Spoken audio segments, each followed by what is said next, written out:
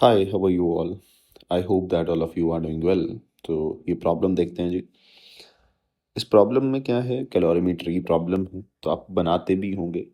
लेकिन main objective जो है इस प्रॉब्लम को बताने का, कि आप कैलोरीमेट्री की इस तरह की कोई भी प्रॉब्लम हो उसको आसानी से बना पाएँ, तो क्या पैटर्न आप करें, ताकि आप 20 से 30 सेकंड में आंसर निकाल सकें और कभी आपका सवाल भी गलत ना हो।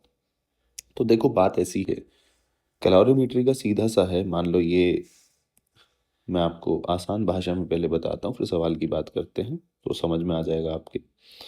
ये हॉट वाटर है, ये कोल्ड वाटर है, और आपने बच्चे इन दोनों को मिक्स कर दिया। तो मिक्स करके सीधी-सी बात है, कोई बीच के टेम्परेचर पे पहुँच जाएँगे। तो हो क्या रहा होगा? हो ये रहा होगा कि हॉट वाटर जो है ना, ये एनर्जी दे रहा होगा किसको? कोल्ड वाटर को। सीधी-सी बात है। आप ऐसे समझ लें, आप आइस क्यूब लें और उसको गर्म पानी की बाल्टी में डाल दें, तो पिघल जाएगी ना।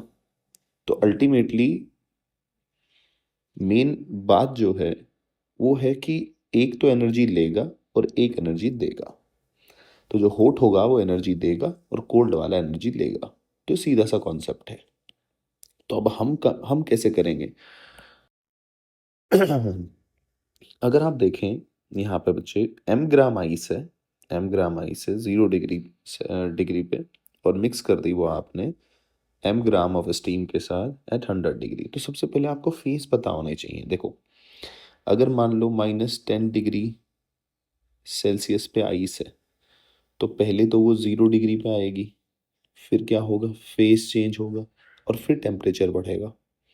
फिर टेम्परेचर बढ़ेगा, 100 डिग्री सेल्सियस तक जाएगा, फिर 100 डिग्री पे स्टीम बनेगी, यानी कि फेस चेंज होगा। फेस चेंज होने के बाद वो स्टीम बन जाएगी, और फिर स्टीम का टेम्परेचर इंक्रीज होगा। फिर जो भी 100 से जो भी आप इंक्रीज कर रहे हो, तो कुछ ऐसे होता है प्रोसेस। ठीक है। अब सवाल पे आ जाते हैं। देखो, तो सवाल जब भी आप इस तरह का सवाल अटेम्प्ट करें, तो मैंने थोड़ा सा पैटर्न बना लिया है ताकि आसानी पड़े लिखने में। आप जो भी मिलाने हैं उन दो को यहाँ रखें और ऐसे लाइन खींच दें। देखो, M gram ice 0 degree Celsius, M gram steam 100 degree Celsius. अब दोनों को 0 डिग्री सेल्सियस पे ले आए, दोनों को। वाटर है, ठीक है, दोनों को 0 डिग्री, तो स्टीम 100 डिग्री सेल्सियस से कन्वर्ट होगी अगर, भाई देखो, जो लेगा वो टेम्परेचर बढ़ेगा। तो अगर मैं इससे निकाल दूं इसको, वाटर 100 डिग्री वाटर पे आने के लिए इतनी एनर्जी रिलीज करनी पड़ेगी। सीधी सी बात है ना, 540 एम, आप ऐसे समझ लो, इसको मैंने यहाँ पहुँचाना है, तो 540 एम की ज़रूरत पड़ेगी ना। तो अगर मैं इससे निकाल दूँ तो ये वापस कन्वर्ट भी तो हो जाएगा। चलो, ये समझ में आ गया जी। फिर अच्छा सर, आगे फिर एम ग्राम वाटर है 100 डिग्री सेल्सियस पे, फिर इसको मैं ज़ीरो पे ले आया, तो क्यों क्या होता है, एम एस डेल्टा टी। और एस क्या होता है वाटर के लिए, 1 होती है वैल्यू। ठीक है। स्टीम के लिए हाफ होती है, आइस के लिए भी क्या होती है तुम्हारी, हाफ होती है। तो ये आपको पता ही होगा। तो अब ये कितना हो गया, M gram water at 0 degree Celsius. तो टोटल जीरो पे ले आओ एक बार, तो टोटल अवेलेबल कितनी है, 540 प्लस 100 एम, तो कितना हो गया, 640 एम कैल। यानी कि यहाँ फेस चेंज हुआ, फिर ये आपने जीरो पे ले आए, यानी कि इतनी हीट अवेलेबल है आपके पास, इतनी एनर्जी अवेलेबल है आपके पास। ठीक है। अब ये एम ग्राम आइस, आइस जब एम ग्राम वाटर में कन्वर्ट होगी, तो इसको चाहिए Q is equals to M L, अगर आपको याद हो, और एल कितना होता है, 80। तो यानी कि 80 कैल चाहिए। तो पहले जितनी चाहिए यहाँ से कन्वर्ट होने के लिए वो दे दो एक बार के लिए। 640 माइनस 80 यानी कि 560 बच गई हमारे पास, और हमारे पास अब क्या बचा, 5। इतनी तो हमारे पास एनर्जी बची हुई है। ठीक है। और 2 mg वाटर बचा हुआ है। भाई ये भी तो हो गया ना, क्या हुआ, आपने स्टीम में मिक्स किया, तो मैं ऐसा कह सकता हूँ ना कि ये एम ग्राम वाटर हो गया। ठीक है। और यहाँ एम ग्राम वाटर, तो 2 ग्राम वाटर हो गया ना। और ये कितने पे है सारा का सारा, 0 डिग्री सेल्सियस। अब देखो, सवाल आसान बन गया, अब आप कोई भी सवाल बना सकते हैं। तो और यही पैटर्न फॉलो करना है आपने, अगर आप ये पैटर्न फॉलो करेंगे तो आपके हर सवाल बनेंगे। तो 2 ग्राम water at 0 degree Celsius available इतना है। तो अब तो मुझे एक चीज़ आती है, Q is equals to M S delta T. ठीक है जी, Q कितनी है, पाई 40m, 2m। S कितना है, 1 वाटर के लिए डेल्टा टी। अब यहाँ फायदा क्या है, डेल्टा टी, डेल्टा टी यानी कि T minus T initial, initial तो जीरो है, तो आपको सीधा टेम्परेचर पता चल जाएगा मिक्सचर का। आप ध्यान से देखो, और तो टी आ गया तुम्हारे पास 280 डिग्री सेल्सियस। इसका मतलब, क्योंकि ये टेम्परेचर तो सिर्फ 100 तक चलेगा, आप फेस चेंज याद है ना, तो ये तो गलत आ गया, 280 तो हो ही नहीं सकता। क्यों नहीं हो सकता भाई, देखो पहले जीरो से कहाँ जाएगा बच्चे, अगर मैं कहूँ आपको, ये देखो भाई ये जीरो से है, तो ये पहले जाएगा 100 डिग्री सेल्सियस, उसके बाद होगा फेस चेंज, क्या बनेगी आपकी, स्टीम बनेगी, और फिर आपका स्टीम का टेम्परेचर इंक्रीज होगा, फिर यहाँ टेम्परेचर इंक्रीज होगा।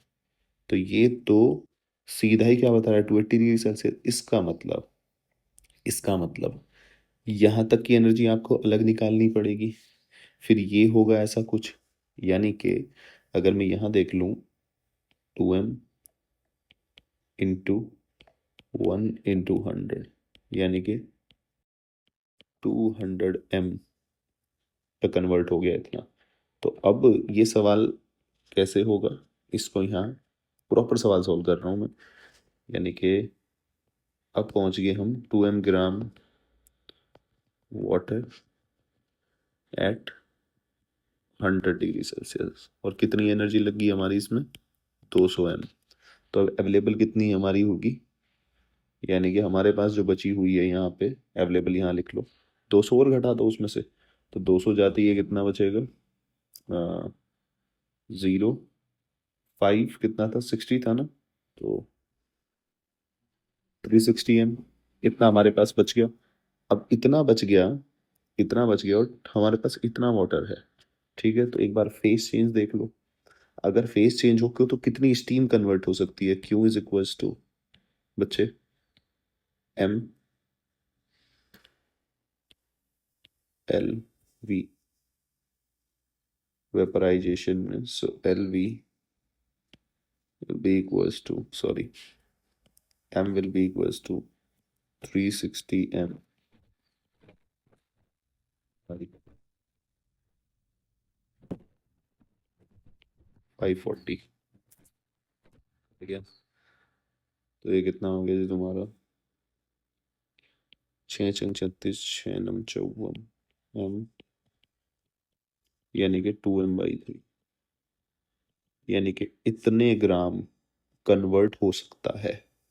क्लियर है भाई, मेरे पास समझो, मेरे पास ये सिस्टम अवेलेबल है, तो सारा का सारा कन्वर्ट होने के लिए तो 2m इंटू समथिंग लगना चाहिए, लेकिन मैं ये निकाल लेता हूँ कि कितनी स्टीम कन्वर्ट होगी, यानी कि 2m/3, यानी कि सारा का सारा वाटर स्टीम में कन्वर्ट नहीं हुआ।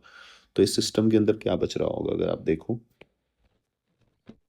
बाई 3 ग्राम तो स्टीम है आपके पास, और 2m में से घटाओगे तो 4m/3 ग्राम ये वाटर है, पर सारा का सारा सिस्टम है कितना, 100 डिग्री सेल्सियस पे। तो आपको अल्टीमेटली आंसर तो थर्ड ही टिक करना है, लेकिन ये मैंने पूरा प्रॉपर सवाल सॉल्व करके दिखाया है कि आपको कैसे सवाल सॉल्व करना है। ये अच्छा सवाल है, गलत क्या होगा वो भी आपको पता लग जाना चाहिए। जैसे यहाँ 280 आ गया, तो सीधा कन्वर्ट तो हो नहीं सकता। अब मेरे पास देखो, हमेशा जब ये आप ये कर लेंगे ना, तो आपको ये सारी स्टेप समझ में आ जाएंगे कि अवेलेबल कितनी है। अब अवेलेबल कितना है, तो आप टेम्परेचर पहले यहाँ आपने देख लिया कि 100 डिग्री सेल्सियस तक पहुँचने के लिए 200m चाहिए, घटा दो इसमें से, घटा के कितना बन गया, 360 बच गया। 360 मेरे पास अवेलेबल है। अब देखो कि सारा का सारा, अब पहले आप ये देख लो कि कितना, कितनी इसकी वजह से कितना कन्वर्ट हो सकता है। ठीक है, तो Q इज इक्वल टू क्या होगा, एम एल, एम कितना होगा, 360m डिवाइड बाई 540 है, पता ही, यानी कि मुझे पता चल गया इतना जो वाटर है, इतना मास है, वो स्टीम में कन्वर्ट हो सकता है, हो गया है मतलब। अगर ये मेरे पास अवेलेबल है, तो ये मेरा कन्वर्ट हो गया होगा, तो बचा हुआ तो वाटर ही होगा ना अभी, जो स्टीम में कन्वर्ट नहीं हुआ। तो इस तरीके से मेरे पास अब जो मिक्सचर है, वो ये मिक्सचर मेरे पास है 100 डिग्री सेल्सियस पे।